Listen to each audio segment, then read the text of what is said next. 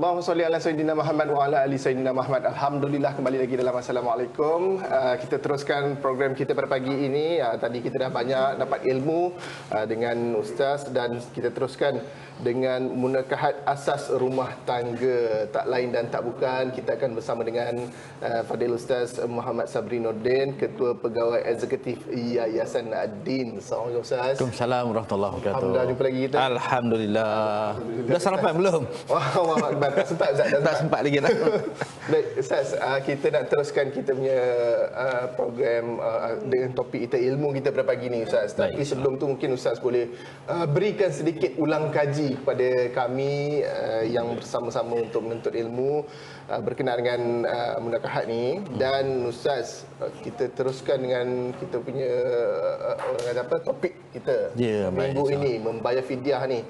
Kalau sekiranya memberi ataupun membayar fidyah puasa kepada adik atau saudara yang susah, silakan Ustaz. Baik, terima kasih. Sedang menonton yang dirahmati Allah sekalian. Alhamdulillah, sebanyak sekarang ni kita sedang berada dalam bulan Syakban. Dah nak masuk nisfu Syakban dah. Dah masuk separuh dah. Ya, jadi eloklah kita ulang kaji sikit berkenaan dengan perkara-perkara yang berkaitan dengan fidyah, ya. Yang mana fidyah ni juga merupakan satu tanggungjawab, ya, yang perlu dilunaskan berdasarkan kepada firman Allah Subhanahu wa taala, A'udzubillahi minasyaitonirrajim. Bismillahirrahmanirrahim. Ayyaman ma'dudat. فَمَنْ كَانَ مِنْكُمْ مَرِيضًا أَوْ عَلَى سَفَرٍ فَعِدَّةٌ مِنْ أَيَّامٍ أُخَرَ وَعَلَى الَّذِينَ يُطِيقُونَهُ فِدْيَةٌ طَعَامُ مِسْكِينٍ فَمَنْ تَطَوَّعَ خَيْرًا فَهُوَ خَيْرٌ لَهُ وَأَنْ تَصُومُوا خَيْرٌ لَكُمْ إِنْ كُنْتُمْ تَعْلَمُونَ. Sadaqallahul Azim. Suratul Baqarah ayat 184. Yang mana ayat ini menceritakan mengenai secara asasnya apabila seseorang itu tidak mampu untuk melaksanakan puasa, sama ada maridon, sama ada dia sakit, atau ala safarin, ataupun dia sedang berada dalam keadaan musafir. Tapi tengok syarat musafir dah.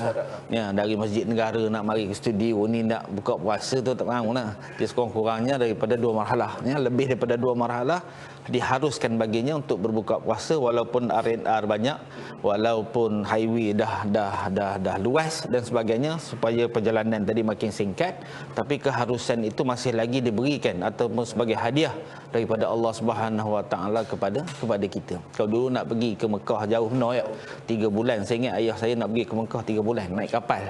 Naik kapal. Ya, tapi hari ini 8 jam dah sampai. Ya, tapi adakah dengan 8 jam itu hilang keharusan untuk berbuka puasa, ataupun hilang keharusan untuk kita jamak qasar dan sebagainya? Tidak, ya. Kerana apa? Kerana itu adalah hadiah daripada Allah Subhanahu wa taala. Maka barang siapa yang berada dalam keadaan sakit, ya, sakit yang bersangatan, yang tak boleh nak melaksanakan puasa, ya, ataupun dia dalam keadaan musafir, maka diharuskan baginya untuk berbuka puasa. Jadi bila dia berbuka puasa, maka hendaklah dia menggantikan fa'iddatum min ayyamin ukhar. Maka hendaklah dia menggantikan puasa dia pada hari-hari yang lain. Maknanya selepas Ramadan itu, sebelum masuk Ramadan akan datang, maka hendaklah dia menggantikan puasa dia. Namun jika sekiranya dia tak mampu, nak sampai Ramadan akan datang pun tak mampu lagi yang sakit ni untuk menggantikan puasa, ataupun bagi mereka yang dalam keadaan musafir tadi, ya, waktu musafir tu sihat elok je, tapi lepas daripada musafir tu dia mungkinlah berlaku kemalangan jalan raya dan sebagainya, dia sakit dan tak mampu untuk menggantikan puasa dia sehinggalah jumpa Ramadan akan datang. Maka bagi mereka ini, ya, hendaklah menggantikan puasa serta membayar fidyah. Maka soalan dia, dekat siapa kita nak bayar fidyah? Itu soalan tadi tak, ya. Maka dalam fiqh haji, ya, dan juga dalam kitab Islam wa Adillatuhu menceritakan mengenai bahawa pembayaran fidyah ini, ya, adalah seperti mana membayar zakat ataupun kafarah dan sebagainya. Ya, jadi keadaannya sama, ya. Jadi cuma zakat ini, kalau kita bayar zakat, dia ada asnaf-asnaf dia. Betul. Tetapi dalam bab fidyah ini, Allah Taala khususkan di situ fa'iddatum wa 'alal ladzina yutiqunahu fidyatun ta'amu miskin. Maka fidyah ini adalah khas kepada orang miskin. orang miskin. Jadi maka asnaf yang lain tu termasuklah asnaf fisabilillah, gharimin dan sebagainya, itu tak termasuk lagi kategori, ya. Sebab apa? Asnaf ini yang dikhususkan, disebut secara jelas oleh Allah SWT ialah ta'amu miskin, memberi makan kepada orang miskin. Cuma hari ini bila kita nak bagi makan kepada orang miskin, kalau dahulunya ya itu dia kadar dia ialah satu mud ataupun satu cupak beras ya. Tapi hari ini kalau kita nak beli beras satu cupak, ya apa nama, kita tinggal puasa satu hari. Satu hari maknanya kita kena bayar fidyah satu cupak, satu cupak hari ni ramai tak kena dah. Ya. Sebab itu dalam kita belajar fiqh muamalat, di situ ada hukum sukatan dan timbangan, ya. So kalau timbangan tu dia pakai kilo macam kita hari ni lah, ataupun dulu kati, ya.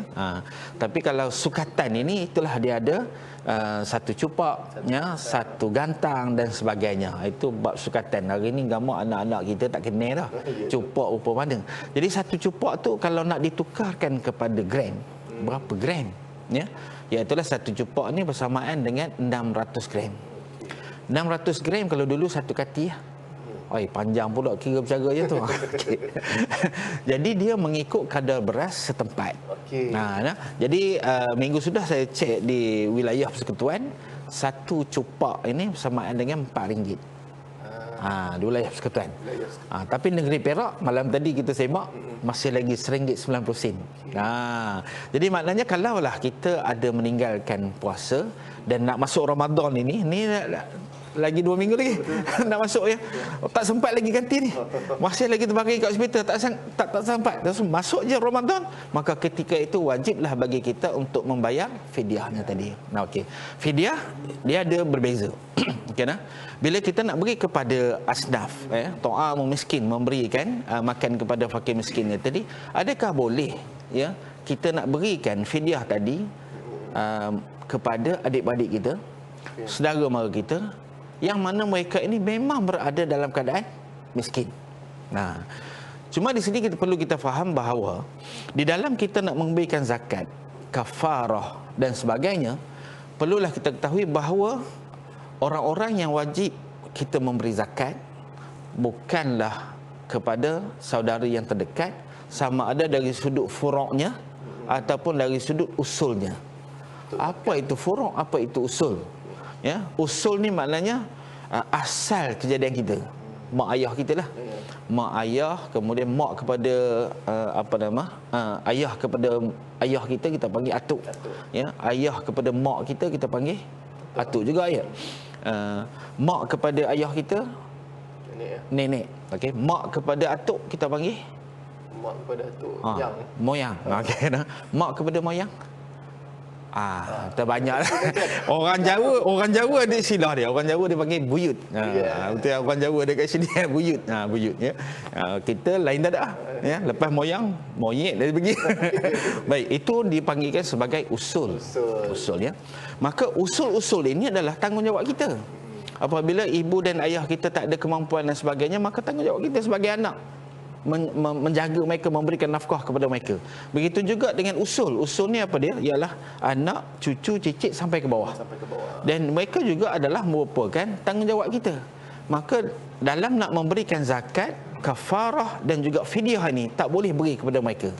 Namun jika sekiranya lain daripada usul dan furuk, termasuk isteri lah. Isteri juga merupakan tanggungjawab kita untuk memberikan nafkah. Ya? Jadi selain daripada isteri, usul dan furuk, maka harus ketika itu kita memberikan fidyah, zakat dan juga kafarah kepada mereka. Maka siapakah mereka ini? Sama ada mereka ini adalah adik-beradik kita, saudara lelaki seibu sebapak, saudara perempuan seibu sebapak, saudara lelaki dan perempuan yang sebapak ataupun seibu dan sebagainya, dengan syarat mereka ini berada dalam kategori miskin. Apakah boleh kita berikan fidyah ni kepada anak yatim? Nak hantar fidyah pada rumah anak yatim, ya. Anak yatim ini dia tak masuk dalam kategori zakat. Jika ada anak yatim yang kaya, ada anak yatim yang miskin, maka yang miskin itulah yang layak berdasarkan kepada firman Allah Subhanahu wa taala, wa 'alal ladzina yutiqunahu fidyatun ta'amu miskin. Wallahu a'lam. Masya-Allah. Itu dia ilmu untuk kita. Dan Ustaz, mungkin ada sedikit masa yang berbaki ni berkenaan dengan ad-din. Kongsikan bagaimana kalau kita nak bersama-sama untuk membantu perkembangan ad-din. Baik, insya-Allah. Terima kasih. Sidang penonton yang dirahmati Allah sekalian, kami di Yayasan Ad-Din ini merupakan sebuah pertubuhan bukan kerajaan yang berasaskan kepada kebajikan. Setakat hari ini kita sudah diamanahkan oleh masyarakat dan juga Allah SWT menguruskan perjalanan sebanyak 26 buah ma'had tahfiz di seluruh negeri Perak dan juga di Selangor. Ya, yang mana kesemua ini adalah wakaf daripada masyarakat. Bukannya kita beli bangunan lepas tu ataupun kita kumpul duit banyak-banyak, kita beli tanah kemudian buat matahfiz, tak ya. Orang masyarakat ini wakafkan kepada kami berasaskan kepada keyakinan mereka bahawa kami di Yayasan Ad-Din mampu untuk melaksanakan tugas ini. Alhamdulillah. Ya, selama hari ini kita sudah berjaya melahirkan sejumlah 1279 pelajar yang khatam Quran dan juga lulus ujian. Yang mana sistem pendidikan di Yayasan Ad-Din ini adalah berasaskan kurikulum integrasi. Kita ada tahfiz, ada akademik dan juga ada agama. Alhamdulillah anak-anak kita daripada sekolah rendah sampai ke program diploma. Ada juga di Yayasan Ad-Din ini program tahfiz vocational. Yang ini kita JV dengan Giat Mara dan juga College Community. Jadi jangan risau bahawa anak-anak kita ni kalaulah masuk ma'had tahfiz nanti nak kerja apa. Ya, yang mana hari ini kita boleh tanya. Kalau dululah saya masuk sekolah agama, masuk ma'had tahfiz, kamu besok nak kerja apa? Ya, tapi hari ini kalau kamu masuk ma'had tahfiz terutama di bawah Yayasan Ad-Din ni, kamu nak kerja apa? Ya, kerana cabang dia sudah banyak. Ya. Bagaimanakah kami boleh mampu ya untuk menguruskan sejumlah 26 buah ma'had tahfiz ini dan melahirkan kejayaan-kejayaan yang baik ya, terutamanya pelajar-pelajar diploma kita. Ya, tak ada setakat ini, tak ada anak-anak diploma kita, anak-anak tahfiz kita yang menganggur, tak ada. Ya, semuanya alhamdulillah. Bagaimanakah kita boleh mengurus ini? Tidak lain dan tidak bukan adalah melalui sumbangan wakaf infak daripada tuan-tuan. Ya, yang mana yang belajar dengan kita ada juga anak yatim fakir miskin yang termasuk dalam golongan asnaf ni tadi. Ya, nak membiayai pengajian mereka setahun kita perlukan sejumlah 3 juta ringgit. Ya, tidak lain dan tidak bukan adalah sumbangan daripada masyarakat sangat-sangat membantu kami untuk menguruskan anak-anak seumpama ini. So bagaimanakah kita nak membantu ya? Yang pertama sekali ialah melalui nombor akaun yang tertera di kaca TV anda. Yang kedua ada di sana QR code yang berwarna hitam itu. Ya, QR code warna hitam ini adalah bagi tuan-tuan yang nak menyumbang secara bulanan. Sangat-sangat kami menggalakkan scan dia, isi dia dan juga setiap bulan akan potong daripada potongan bulanan, insya-Allah. Ya, secara automatik. Jadi segala maklumat dah pun tertera di kaca TV anda, nombor akaun pun ada di situ, boleh terus membantu salurkan sumbangan anda.